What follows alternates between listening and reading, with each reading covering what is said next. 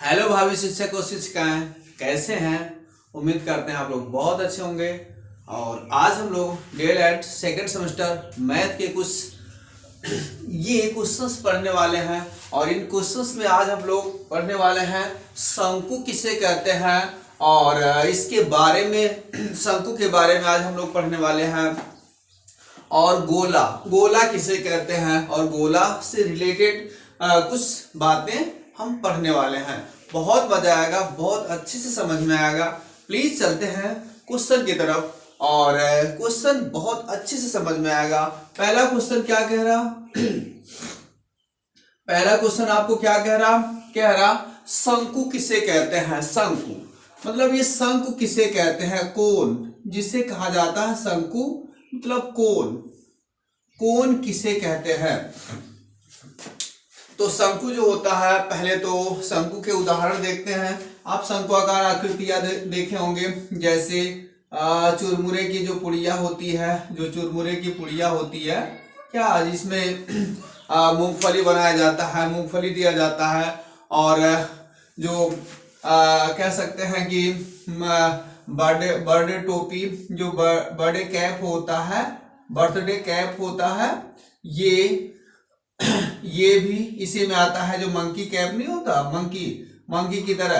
तो ये सब कैसे किसके उदाहरण होते हैं, शंकु के उदाहरण होते हैं। शंकु होता है, आप लोगों ने कभी कभी देखा होगा, टेंट बना रहता है, जिसमें अस्थायी लोग, रिफ्यूजी लोग रहते हैं, कभी कभी सैनिक लोग रहते हैं। तो वहां पे ये ऐसे बड़ा सा टेंट लगा होता है नीचे से, और शंकु आकार ही टेंट होता है, और टेंट के अंदर बहुत सारे लोग रहते हैं। ये शंकु के सब उदाहरण होते हैं। तो ये सब शंकु है। तो शंकु की एक छोटी सी परिभाषा भी कर लेते हैं।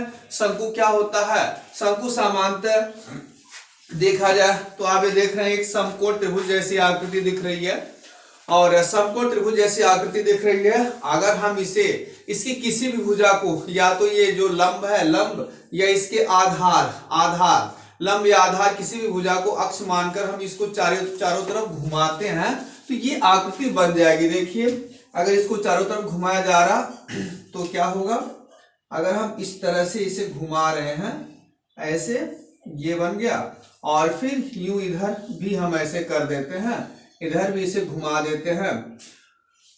तो अगर इधर भी ऐसे घुमा दिया गया तो देखिए एक कैसी आकृति बन जा रही है, इसी तरह बन जा रही है जैसे ये है शंक्वाकार आकृति, ठीक ऐसी ही आकृति यहां भी बन जा रही है। तो इस तरह से ये शंकु की परिभाषा हो जाती है। क्या किसी समकोण त्रिभुज के लंब या आधार,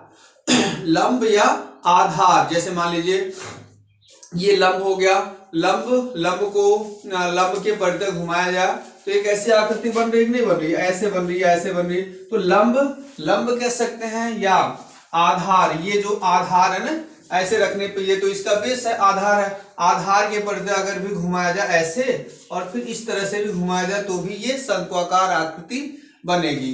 तो इस तरह से हम कह सकते हैं कि शंकु की क्या परिभाषा होती है। किसी समकोण त्रिभुज के लंब या आधार के परितः, किसी भी समकोण त्रिभुज को उसके लंब या आधार के परितः चारों तरफ घुमाने से जो आकृति बनती है, उस आकृति को कहते हैं शंकु। जैसे मंकी कैप होता है, या बर्थडे कैप होता है, या कह सकते हैं आइसक्रीम का जो कोन होता है, आइसक्रीम का कोन, और टेंट, ये सब जितनी भी आकृतियां होती हैं, इन सभी आकृतियों को शंकु कहते हैं। ठीक है, तो शंकु की परिभाषा कह सकते हैं, किसी समकोण त्रिभुज के लंब या आधार को अक्ष मानकर उसके परितः चारों तरफ घुमाने से जो आकृति प्राप्त होती है, उसे हम कहते हैं शंकु। और जैसे ice cream cone, birthday cap, tent, और बहुत सारी ऐसी आकृतियां होती हैं, शंकुआकार आकृतियां। ठीक है, तो बोला क्या था प्रश्न में, शंकु किसे कहते हैं, उदाहरण एवं चित्र बनाइए। तो उदाहरण में हम आइसक्रीम दे सकते हैं, बर्थडे कैप दे सकते हैं, टेंट दे सकते हैं, और इसका चित्र, ये शंकुआकार चित्र हो गया। और शंकु की कुछ और भी बेसिक चीजें हम कर लेते हैं। मान लीजिए ये शंकु मान लेते हैं इसको, ये शंकु हो गया। तो शंकु में क्या होता है, शंकु की एक होती है परपेंडिकुलर हाइट, एक होती है लंबवत ऊंचाई जिसे यच कहा जाता है, यच से शो किया जाता है।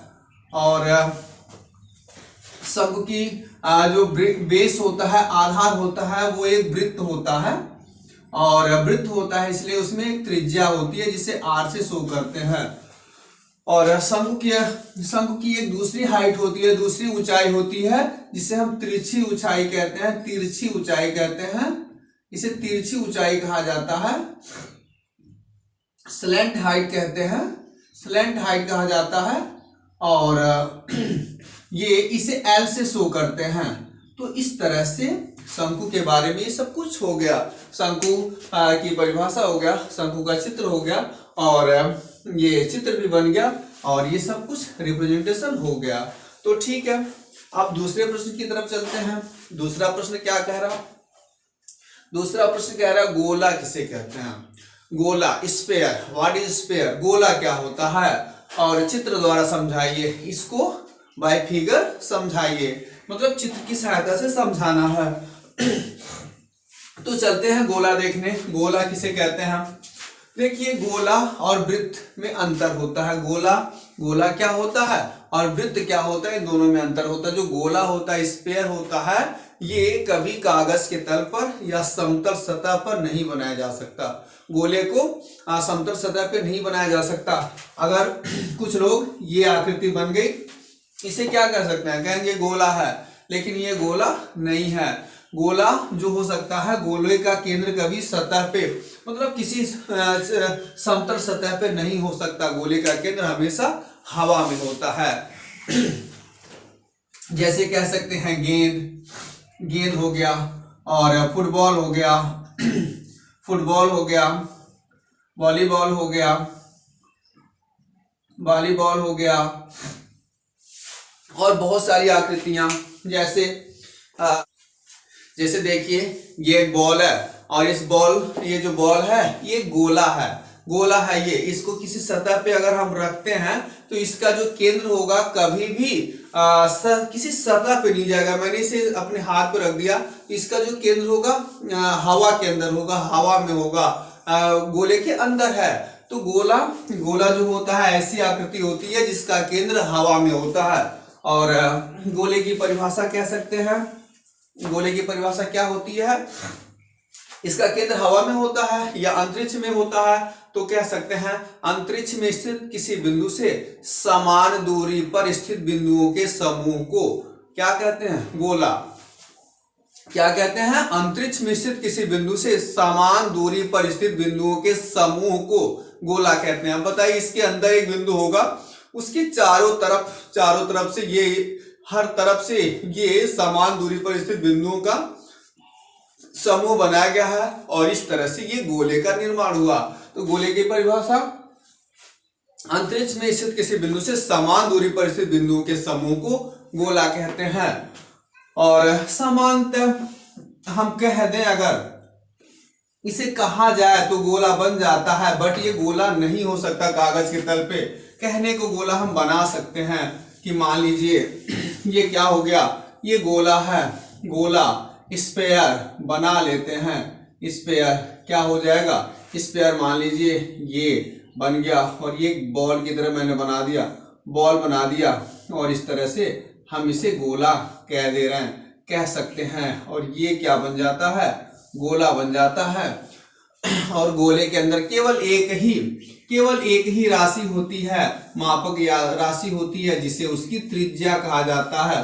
त्रिज्या ही होता है और कुछ नहीं होता है। अब गोले का उदाहरण क्या क्या होगा, चित्र गोले का उदाहरण क्या हो सकता है, आप कह सकते हैं गेंद कह सकते हैं, गोले का उदाहरण गेंद हो गया, वॉलीबॉल, फुटबॉल, कुछ भी, ये सब गोले के उदाहरण हैं। तो आज के वीडियो में हम लोगों ने शंकु और गोला ये दो चीजें पढ़ा। उम्मीद करते हैं एकदम समझ में आया होगा। तो वीडियो अच्छा लगता है तो कमेंट जरूर करें और एक लाइक भी करें। तो आज के लिए बस इतना। जय हिंद।